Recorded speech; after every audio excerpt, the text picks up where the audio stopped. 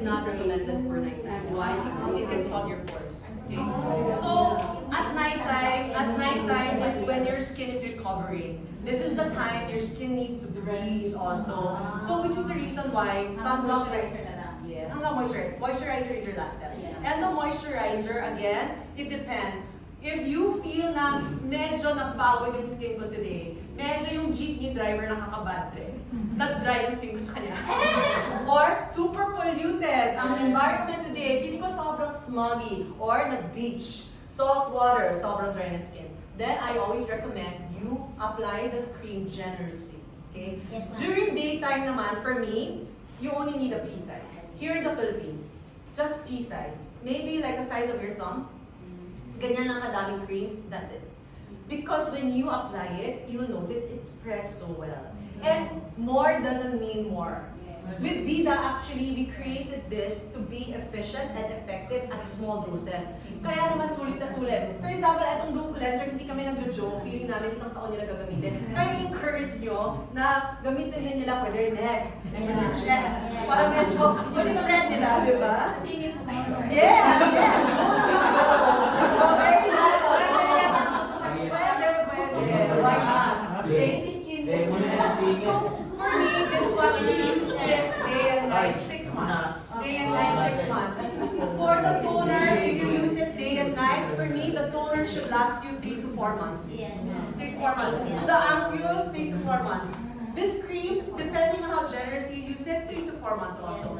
Sunblock, of course, you only use it once a day, diba? This one also, 3 months.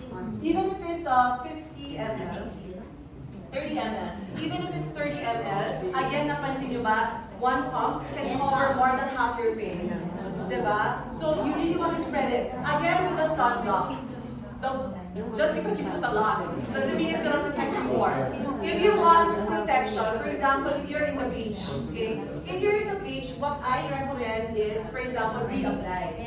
Wag yung sobrang dami nyo nilagay, tapos whole day kayo sa labas. Every 4 hours. Okay, so for me, when I'm using Vida every day, pang daily lang, I don't retouch anymore. I don't feel like I need it. Kasi hindi naman ako nakubilit sa ano. But as long as I have a protection on my skin. But if you're going to the beach or my outdoor activities, then you should retouch every 4 hours. But for day to day, just once. That's enough. No need to retouch. Anyone else? Pa-clarify na lang po ako sa presyo. Yes, and then kindly inform so that they will know how to push for the box also. Kasi yung box namin, we are not going to reproduce the same. So it's going to be limited. So this coming year na Christmas is going to be a whole new box again. So we want to push this because it's such a beautiful box and it's such a good deal also, especially if your client is willing to buy the entire regular size set. Diba? Tsaka feeling talaga nila parang niregaluhan nyo sila when they receive it. Hindi lang siya yung naka-box, pero kung hindi talaga naka-Vida box siya. So it's very, very nice. And it really gives a more expensive, premium feel to it, diba? Yes. We'll go with the question here first. Sige. Is it possible daw po na magkaroon ng parang spatula yung Vida cream? This Vida cream? Yes. We can, if you want, kasi I think the spatula is probably 5 pesos on Shopee. You're talking about the nag-bite plastic na nilalagay dito. You want? Yung flat? I have. Sige.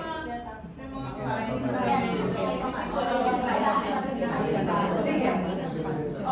Next time, siguro from our next shipment, lalagyan ko ito ng spatula. Very good suggestion. Very good suggestion. But 3 pesos a lang. There are clients that use plastic. Do we need to put everything? Yes. So what will you recommend if ever I just want to buy the cream? Really work on it. So what can you recommend?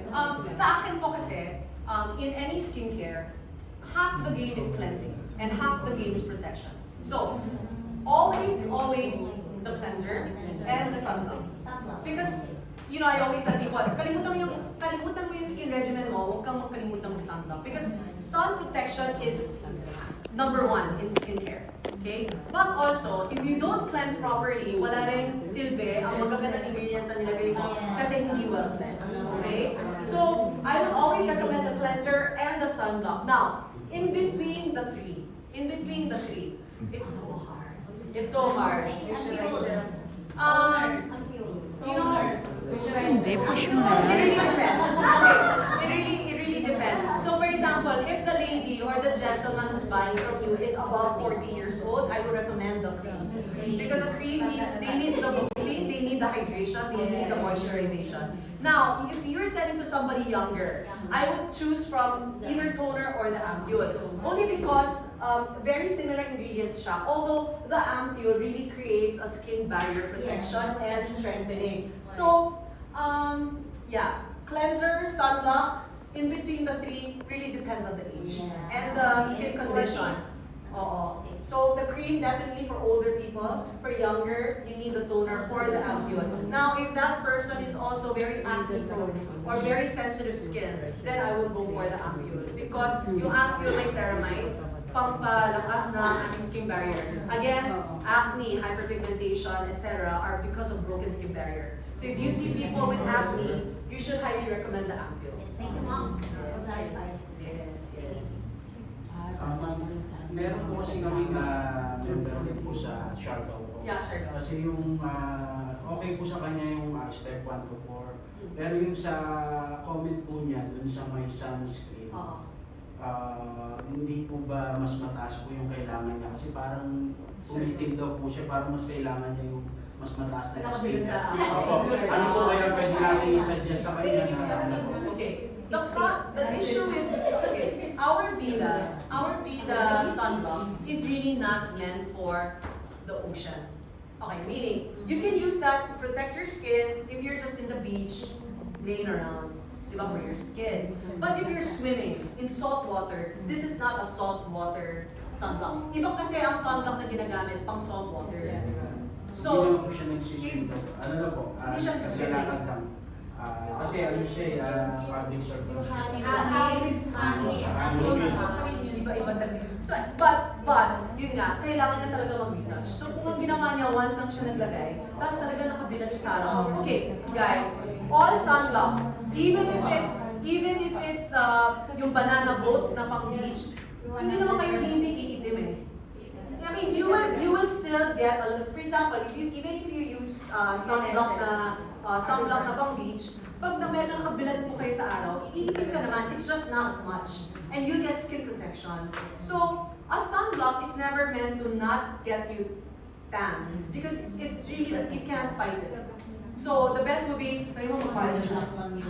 Magpahal siya. But, my explanation for that is, our sunblock is really a skincare sunblock. It has a very strong sun protection, pero kung nakabilad sa araw, we cannot give false promises na hindi ka iitim because you can't fight the sun. And it also depends kung gaano siya katagal. For example, nagmamotor ba siya sa Siargao? So what time? Those things are very important eh, yung mga condition. So for me, she needs added protection, meaning cap siya. Kung kaya niya, mag-umbrella. Because when it's directly onto your skin, no matter what kind of sunblock you use, you will get a little bit of skin. Yeah. And then reveal that. Kailangan na reveal every 4 hours. If nakabilan siya sa araw. Every 4 hours. Depende pa rin ba? Yeah, depende. But every day no need. Pag daily, city activities. Kasi usually nasa indoors naman tayo eh. And then even if you walk outside, not that far. Tinatawag din tayo. Tapos sa puno. Yes. Any other questions? Yes. Parang ilang beses lang din sa mga clients ko, may mga ilang tao na na-experience nila na parang pagkatapos ko i-level na natin, anong pwede kong Nangangate. Okay. That could be because of the mild level of AHA, BHA, and PHA. Any itchiness, if there are itchiness, it's because of AHA, PHA, and BHA. Because as I explained kanina, ahaba pa ang tawag namin doon. Ang ahaba pa kasi is glycolic acid. It's different types of acid that works on your skin. Pero very mild level kasi siya. So yung itchiness na nararamdaman nila is actually their dead skin cells shedding and new skin cells coming up. So sometimes you might feel na parang nangangati, pero please tell them not to touch or not to scratch kasi na might irritate, okay? But tell them not to worry because it's not allergy, it is not a harsh reaction. It's just an AHA, BHA, PHA. Actually, sa mga taong first time gumamit ng AHA, BHA, at PHA, some of them, feeling nila nangangati. But actually what's happening is, your skin is turning over a new skin cell. That's why feeling mo, but don't scratch. Don't scratch. Kasi pag nag-scratch, mas may irritate. Actually, if parang naramdaman nila na nangangati, tell them to apply a little bit of the moisturizer para medyo mag-soothe. Oo. Kasi usually, I'm sure hindi buong mukha nila nangangati. I'm sure meron mga ilang areas. Kasi sometimes, for example, forehead nila, mas maraming dead skin cells, doon sila mangangati. Diba? Or sometimes here, kasi manipis dito. So pag nagagit sila ng toner dito, minsan feeling nila nangangati yung dito nila. Because usually when you wash your face, you wash, but sometimes you forget this area. And you have more dead skin cells here than you would on your nose. Kasi yung nose, ginagano natin eh. Here, not as much. Sometimes na-forgo natin. So, here, usually nakaka-feedback ako na nangangat sila here. But that's AHA, BHA, and PHA. No issue yan. Question po, is it safe po para gamitin it for pregnant? Yes, pregnant and breastfeeding women. Yes. Again, hypoallergenic. Yes, hypoallergenic, non-allergenic. No artificial color and no artificial scent. Kung ano man ang color na nakikita nyo, yun ay kulay no, yung mga ingredients or yung lotus flower extract. Even the scent, like the scent of this comes from natural ingredients. That's why it is not perfumed. Diba? Nakaka-addict talaga itong cream na to. Parang gusto mong kainin rin. Ice cream? What else? Any questions pa? Okay. I'd like to say, please do market research because these are the brands that are known all over the world. For example, kung ang customers nyo ma-TikTok, ma-Instagram, ang usually nakikitang Korean brand, internationally famous, is Round Lab.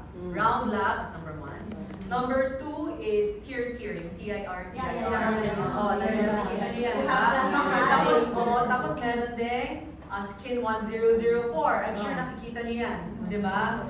Wag na tayo mag-compare ng bida kay COSRX because COSRX is very cheap. COSRX is very famous, but if you look at the ingredients, they're not very potent.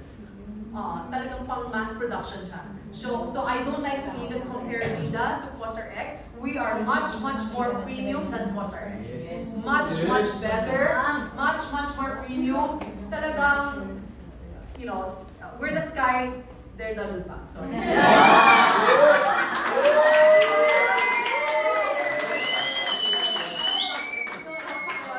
Naiinis ako minsan mga tao. Mas maganda pa sa COSRX? Oo! Compare sa COSRX because COSRX is mass-produced product, okay? And if you try, why don't you try? Meron sa mga SM, right? Try it. It's worlds apart. It's really so far. Ang layo ng quality. So far. So I don't even compare ourselves to COSRX. But in comparison, for example, yung Round Lab, Tear Tear, T-I-R, T-I-R. These are brands kasi na medyo kasing level ng Vida when it comes to quality and premium ingredients. But look at the price. Round Lab moisturizer is 2,300. Round Lab toner is I think 1,800. Diba? They're not cheap. Tear Tear has a moisturizer, something like this, same ml siya. It's called porcelain cream. It's 3,200. Tear Tear Ampule is 1,900. Tear Tear toner is 2,300. So the reason why I'm telling you this is because I'm sure may encounter din kayo mga customers na magsasabi, ang mahal naman ng Vida. But you show them